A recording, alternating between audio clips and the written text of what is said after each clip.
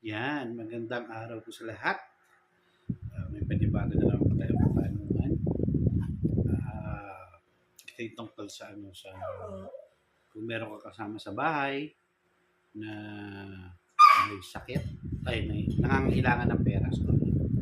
Nangangailangan ng pera at tutulungan mo ba siya o hindi kung ang problema mo kayo may pera? Siguro yes, tutulungan pa rin.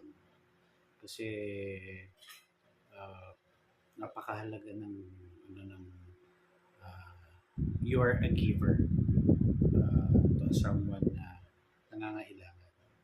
And sabi nga, yung lahat naman yun ay ibabalik babalik ng Panginoon sa iyo kung ikaw ay cheerful giver. And maraming ways din naman para tulungan yung taong yun. Pwedeng tulungan mo siya through prayers. Sa financial naman, pwede tayong magsulisit sa ibang tao para tulungan siya kung talagang kailangan.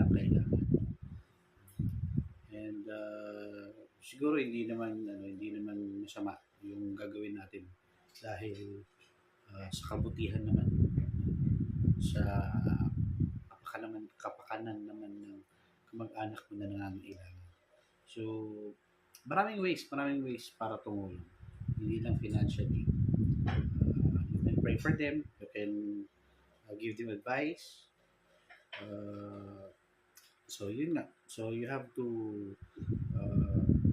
tutulong pa rin kasi pera is pera, kikitain at kikitain. So yun lang po, maraming salamat. God bless.